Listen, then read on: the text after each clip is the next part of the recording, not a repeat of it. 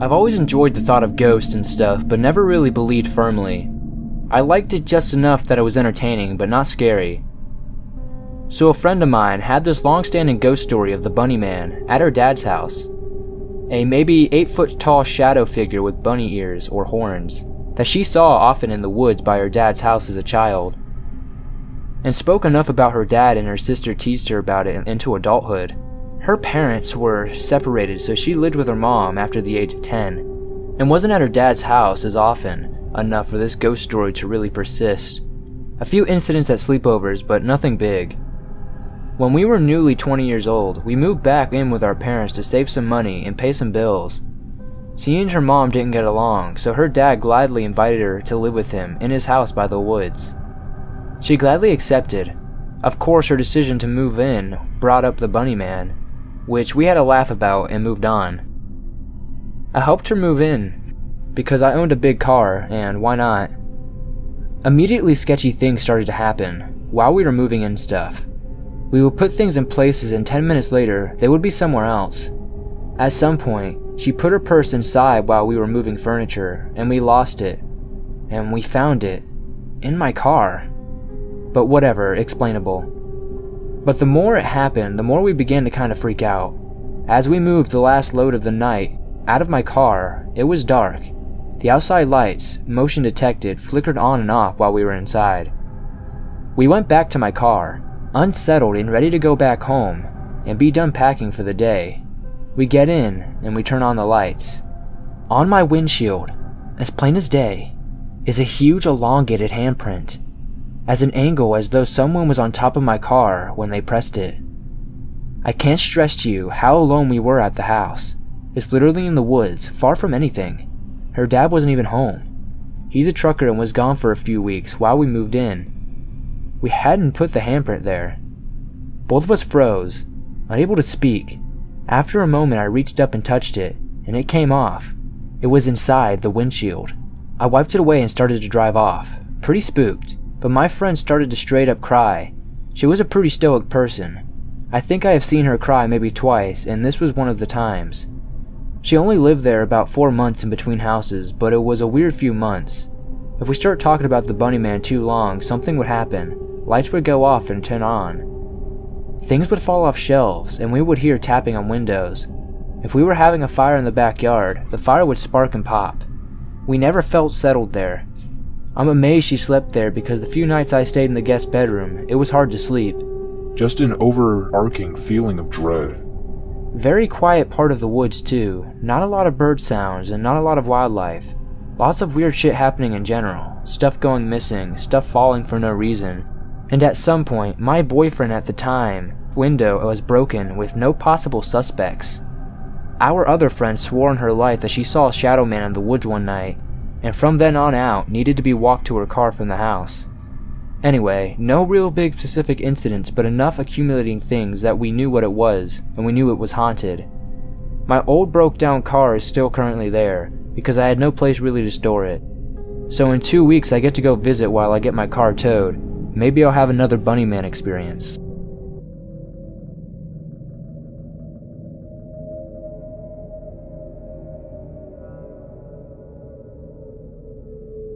In May 2009, I just broke up with my girlfriend of almost 3 years. We had moved from Calgary to Toronto and we're still living together because after the breakup we didn't really know many people in the city. Needless to say, the situation was relatively stressful and upsetting. So when a buddy of mine suggested a weekend camping trip full of fishing and hunting, I jumped at the chance.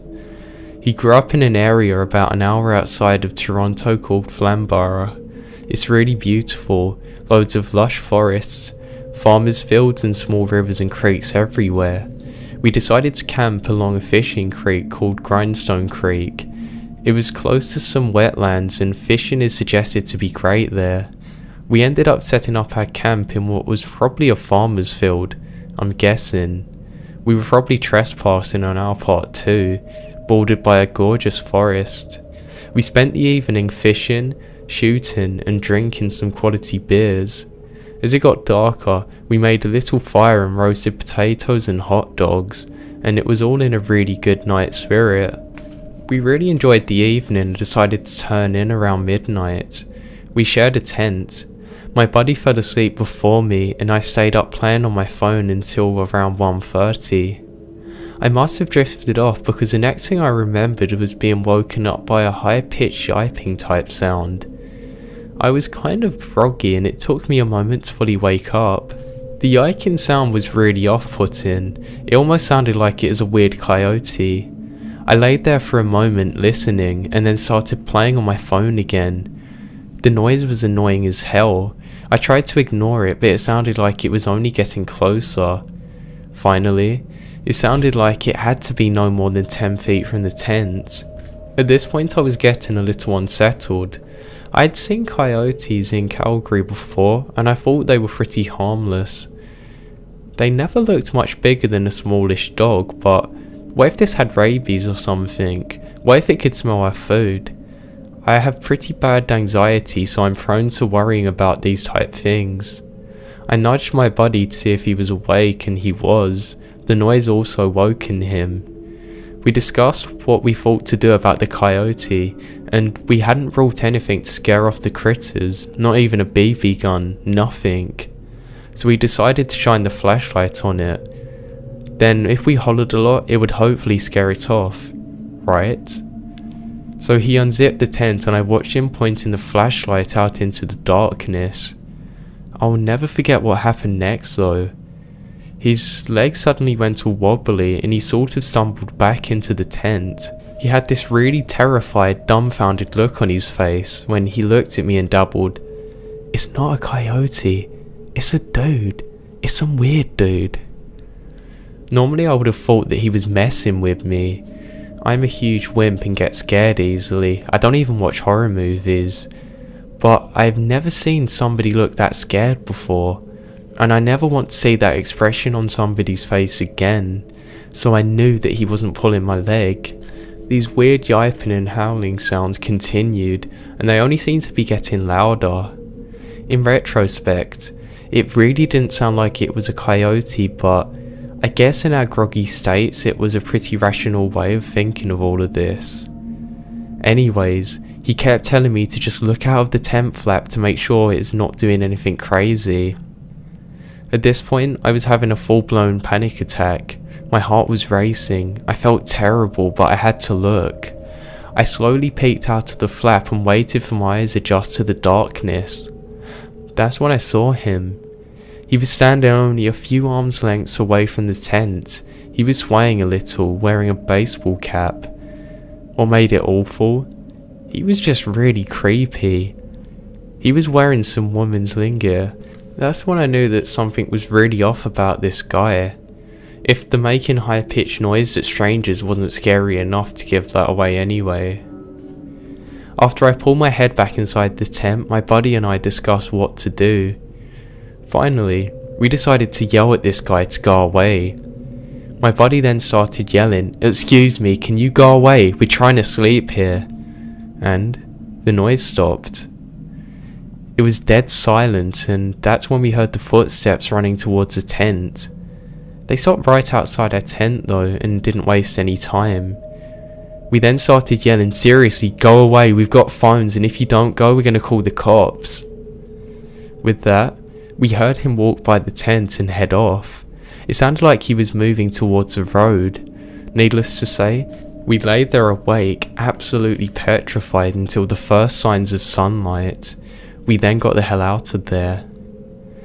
We discussed our experience on the way home, and we're both pretty embarrassed about how scared we got, but it definitely wasn't mainly on either of our parts. I think we are both ashamed of how we let some weirdo freak us out so much, but here's the thing, what if this had turned out differently? Sometimes I wonder what would have happened had we been a couple of girls. I'm not saying he was a serial killer, but who the hell goes around to people's tents like that making weird sounds? I guess I'll never know, and for that, I'm kind of glad.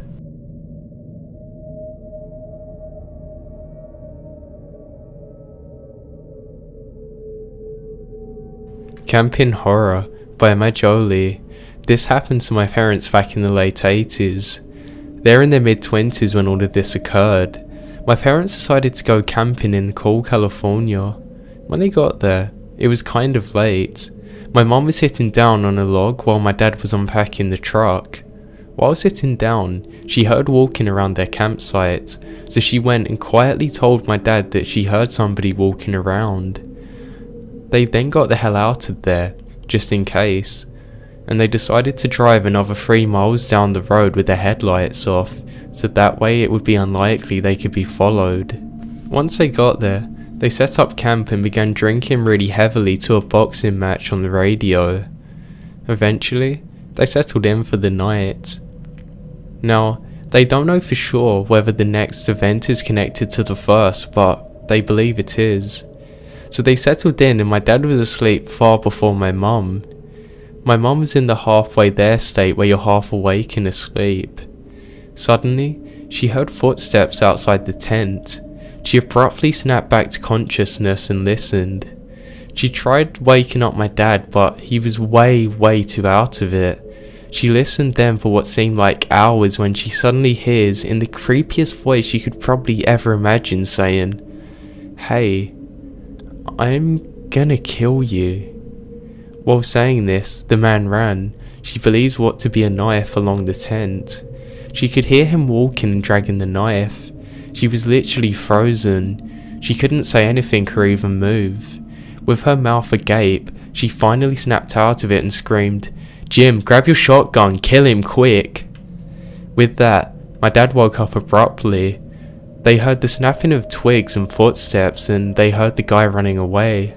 Now of course they didn't have a shotgun, they were only bluffing to try and scare this guy off. The fact that it worked though is amazing. My dad got up seconds later and began to run after him, but he was long gone. After that, my parents decided they were getting the hell out of there before anything else happened. They then went back up to my dad's truck only to find that the tyres were slashed. They're in the middle of nowhere with no way out and some maniac was trying to kill them. They actually tried blowing up their tyres with one of those things you use to blow up rafts. Obviously it didn't work. They had to try though, right? So about an hour or so later of being terrified, a ranger that was patrolling the area came along to help them out. He brought them back to town so they could fix their tyres. While talking to the ranger, they found out that they had been searching for any weird activity due to a recent murder nearby. My parents were very likely to be the next murderer's victims.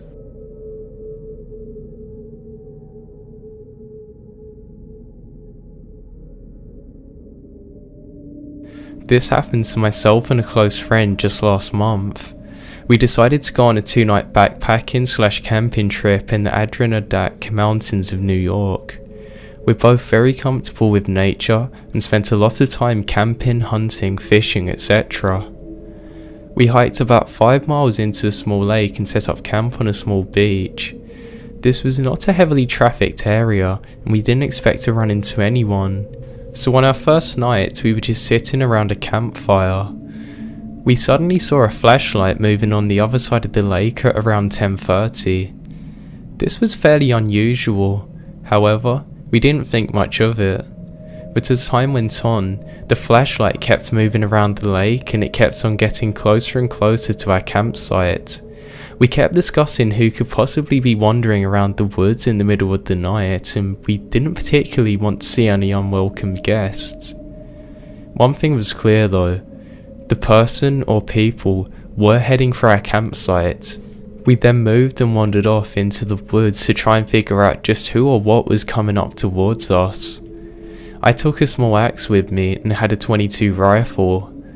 Now we weren't expecting trouble and we certainly didn't want to make any, but we figured that we might as well cover our base. Now, moment of truth, the flashlights come near the light of our fire and it's one man.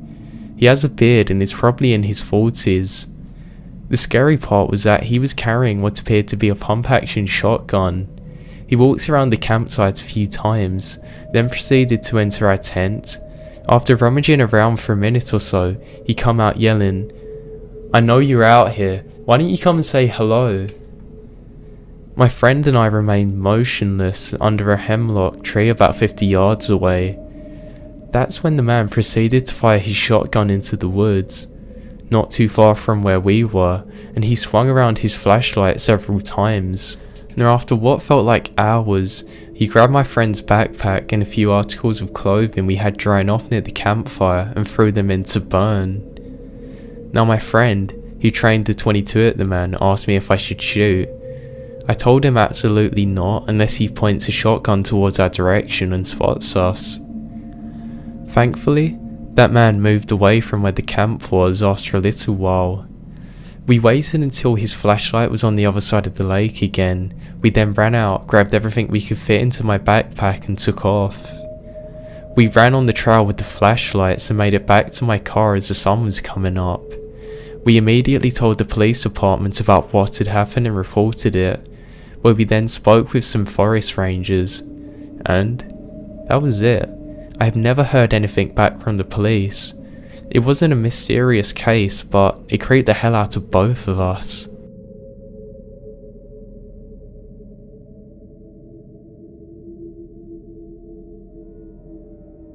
Hello.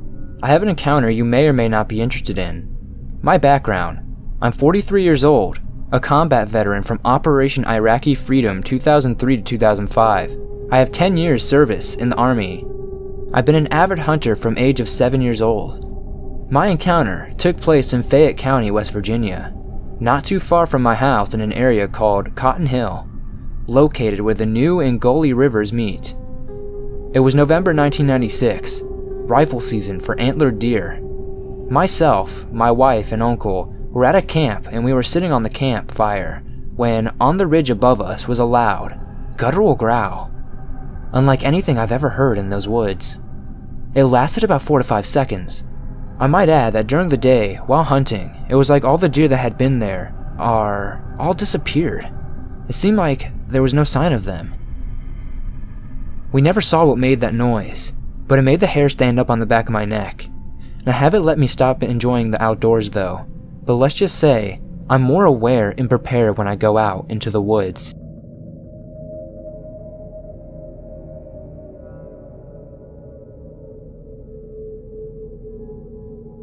The following account occurred roughly 3 years ago during the summer of 2012. It's always been difficult for me to talk about this, but I found that writing it out and sharing it was somewhat therapeutical. I was 17 at the time and I'd gotten my first job. I lived in rural Western Virginia in a small mountain community. My mum's friend owned a camping resort not far from a house that had a general store, and she said she'd pay for me to help out in the store during the busy months in the summer. It was a pretty easy job, and I met a lot of out-of-towners, which was nice because our community could get so isolated. Most of us just lived really far apart from each other. So one day, a big burly mountain man came into the store. He was in his late 40s or early 50s. He was 6'5" and about 280 pounds. He looked dirty. Looked like he worked outside a lot. His clothes were sort of in tatters and he had a long beard. We had a few of these woodsy hermits type in the area, and this definitely looked like one of them. He bought some basic items, one of which was one of our homemade bars of soap. When he came to the register, he looked me up and down carefully. Didn't even talk for a minute, just stared. His people skills clearly needed work. "Did you make this soap?" he asked me. "Possibly. I've helped out with that sometimes." "You make a lot of your own stuff?" "Yeah, toiletries and stuff like that, yeah." "I like that," he said, nodding to himself. I honestly did not know how to respond. I quickly rang up his items and he paid with some crumpled up money. Before he left, he said, "You cook too?" Sometimes," I replied. "Bet the boys around here are itching to marry you," he said as he smiled to himself. I said nothing. I was puzzled as to what I'd said that stood out to make me wife material. I told Christine, who was my mum's friend and the boss, about the bizarre encounter and she laughed it off. So did my family and friends. But then, Mountain Man started turning up more often. We had chatted a little bit here and there, and I found out that he had a cabin in the woods. He claimed he built it with his bare hands. He said he hunted and lived off of the land. Now over time our chat escalated.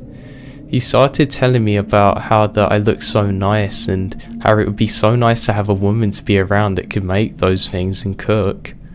One time, he even said I had the birthing hips that men lust for. He even started inviting me to fish with him, hunt with him, see his place, etc., and I always politely declined. But he got more and more insistent, and I told Christine about how uncomfortable he was starting to make me. The intensity to which he said these things really scared me. Christine then said that when he come in, she would go and ring him up. Thanks to her, I started talking to him less and less. I thought it wouldn't have been a bad idea to not talk to him at all anymore, but one night I was closing off and it was late, around 10 PM. Christina had left about half an hour ago, and I was leaving by myself. The only two cars in front of the store were an old blue pickup and mine. I was immediately alarmed because I knew Mountain Man drove a blue pickup, but I didn't see him a lot. I just saw his car, so I walked out quickly to my car and checked the back seat before I started it up. But just then, when I first turned the key into the ignition, I got nothing but splutters. I tried several times and got scared quickly.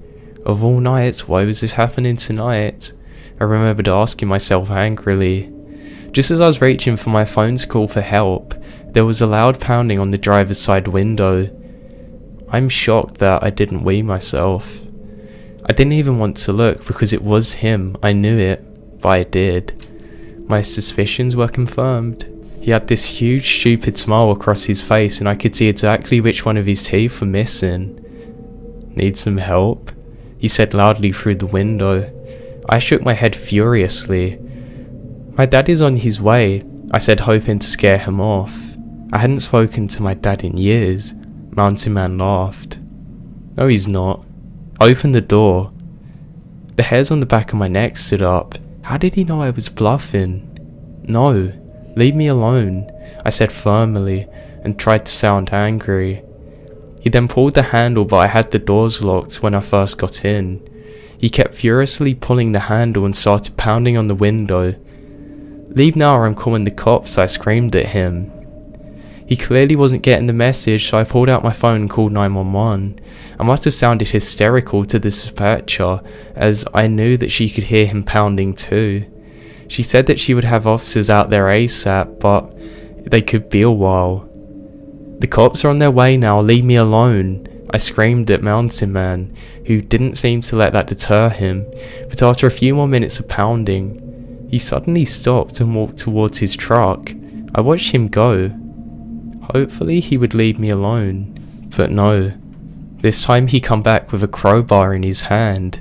No, I screamed at him, get away from me. He started swinging at the driver's side window with the crowbar.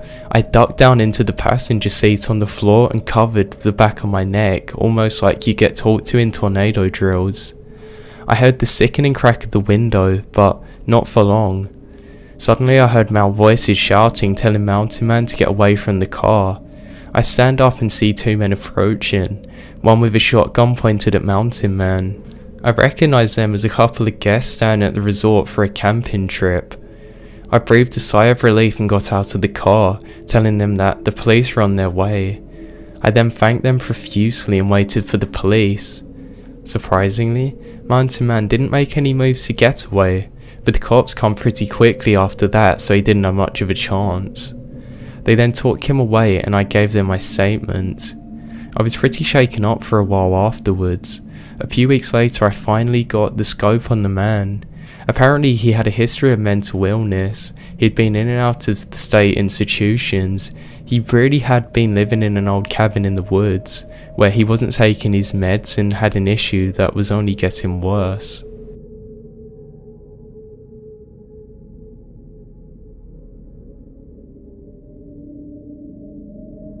When I was around 12 years old, I spent the afternoon at a friend's house who I knew from high school.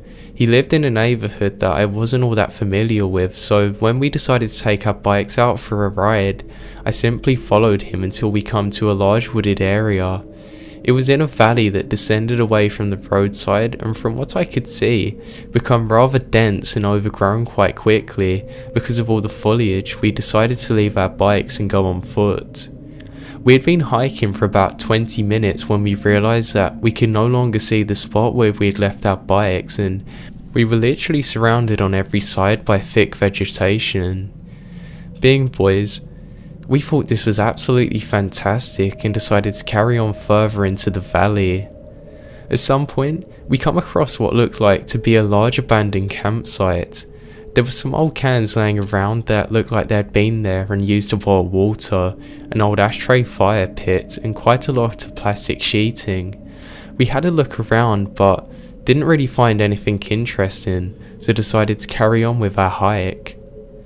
Just as we're leaving, somebody called out to us from somewhere on the other side of the camp. A homeless man then appeared. No doubt the camp dweller then demanded to know what we were doing with his things. We explained that we weren't taking anything, we're just looking around, and he immediately calmed down. We made polite conversation for a few minutes, exchanged names, and gave a vague idea of where he'd come from. At this point, we didn't really feel like we were in any danger with the homeless guy, who was actually quite friendly. We then decided to say our goodbyes, but he told us that we had to give him something before we went. Now, we hadn't brought any food or water with us, so didn't even have anything to offer him, and apparently he took exception to this. He started yelling at us and demanded our shoes, which neither of us were willing to part with. We then started to try and slowly back away from him when he suddenly pulled out a knife and started running towards us. I don't remember exactly which way he went for us or how far we had to run, as I was so terrified and full of adrenaline.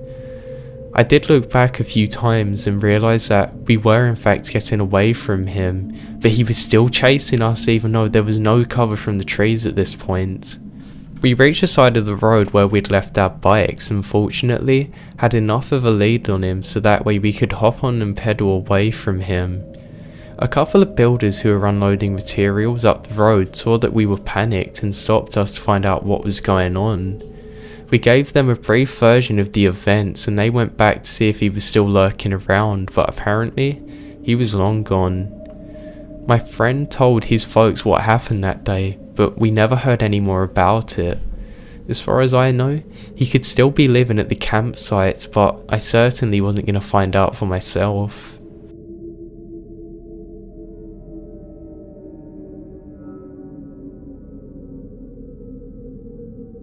My dad was a journalist for most of his life. He's now an author. This is one of his stories from hiking the Appalachian Trail. My dad hiked the trail mostly by himself, but occasionally would run into other hikers and spend a few days hiking and camping with them. He said it was always a pleasant experience and he made a lot of really good friends out of it. On one of these such trails, he met Jeff and Molly, a really nice couple, and he began hiking with them for a couple of days. After camping with them and becoming fairly good friends, they went their separate ways and my dad pulled ahead of them. He was about 2 days further down the trail than them, and when he stopped at a town to get some food and relax, that's when he found out that Jeff and Molly had been murdered in their sleep by a stranger on the trail. They had both been either stabbed or shot. It's absolutely terrifying to think that my dad had literally camped with them days prior.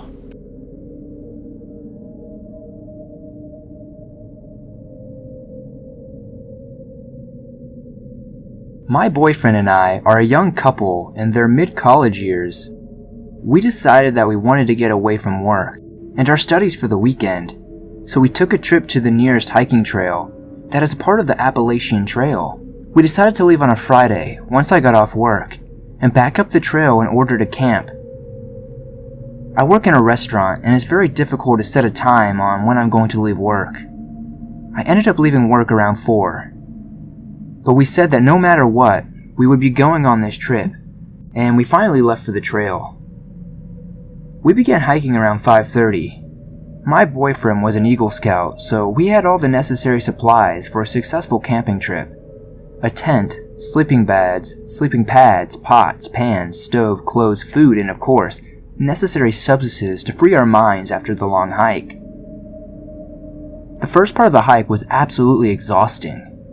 It was all uphill, and we were both carrying at least 40 pounds in our metal-framed backpacks. An hour later, we finally passed the first shelter.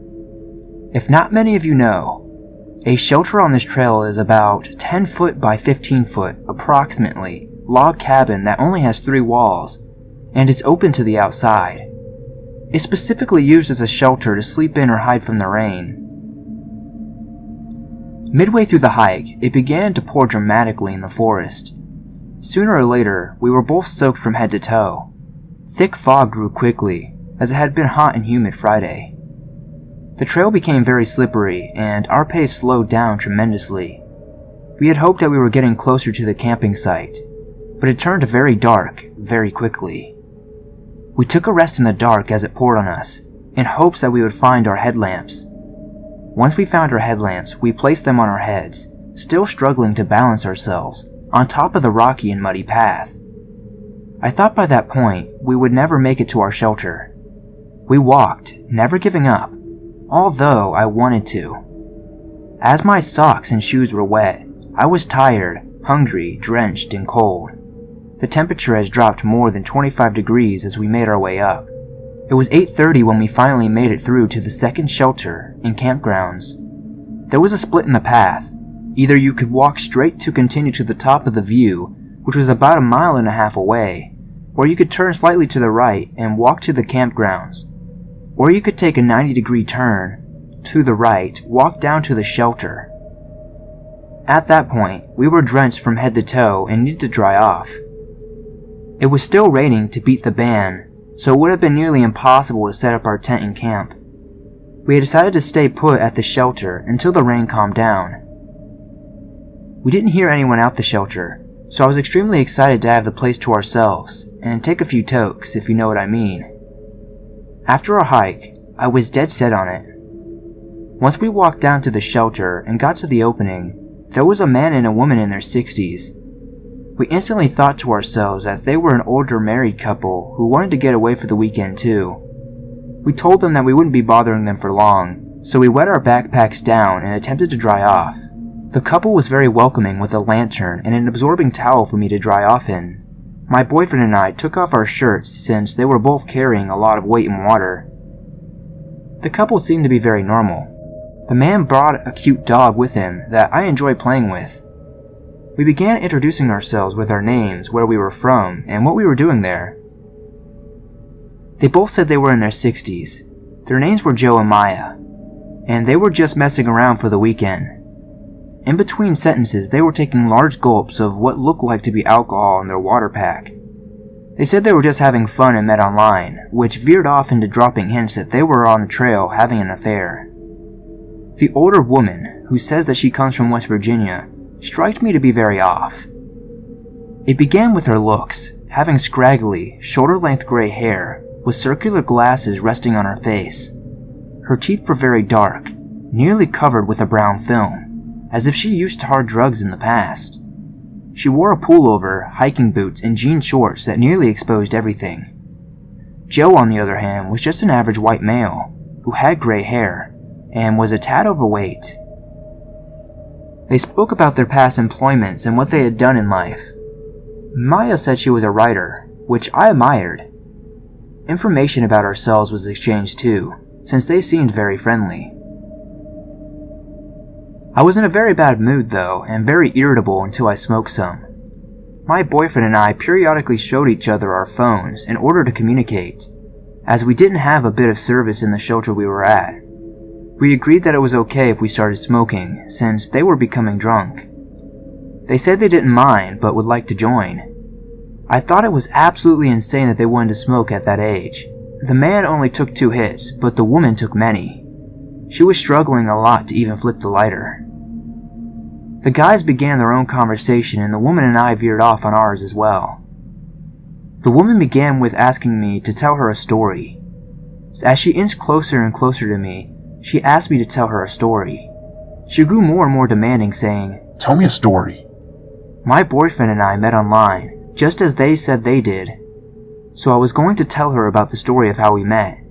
I began the story with, "So you met him online, right?" The woman nearly cuts me off and angrily says, "What? Why would you say that?" I said to her, "You all met online, right?" She nearly cuts me off again and more aggressively says, "Why would you say that?" I said again, "Earlier Joe said you met online, didn't you?" She nearly shouts and growls. Why would you say that? I wanted to jump away from the conversation. So I asked her, "Well, you're a writer, you said, right? So why don't you tell me one of your best stories?" The woman becomes happy and giggly again, and while swirling her hands around in her head of hair, she said, "Well, I'm a writer in my mind." I was extremely confused and creeped out. I didn't know what to say. I'm the type of person to laugh it off, so that's what I did. She just said she enjoyed being a writer in her mind. I looked over at my boyfriend and Joe's conversation, and it seemed to be as normal as can be. There was absolutely nothing wrong about it, but Maya nearly gave me the chills as she got my attention, getting closer into my face, asking me what I was saying. The problem was that I wasn't saying anything. I was absolutely silent, ignoring her. She began talking to herself. She would make very in-depth hand gestures as she spoke to herself, then would ask me what I was saying to her. I wasn't saying a word, and she would wonder what I was telling her. She would abruptly say, "Yes, no, maybe, no way, yeah, it can't, wait, huh?" As she would rock back and forth, waving her arms around. She began crossing her legs, holding her arms up in the air, above her head.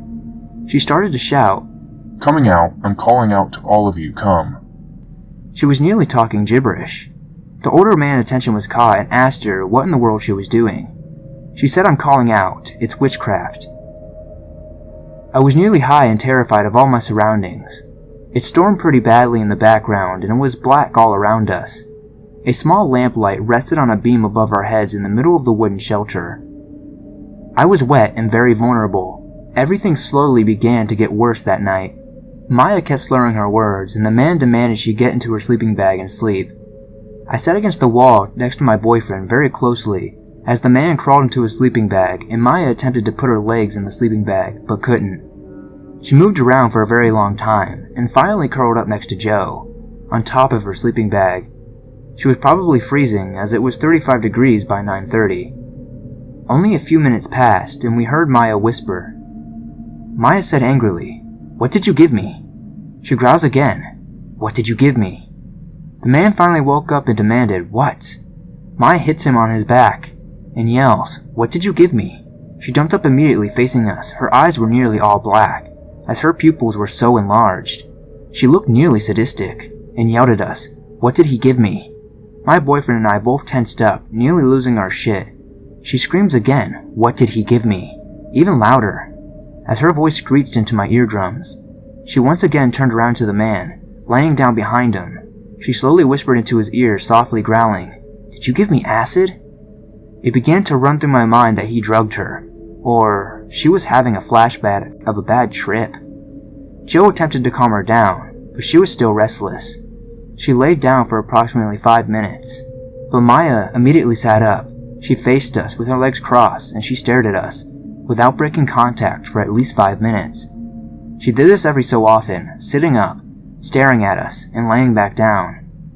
She would do this over and over again, so we decided to leave immediately. We finally made our way out as she stared at us for one last time. We pitched camp as far away as possible, but I remained sleepless that night in fear Maya would find our tent and crawl into it.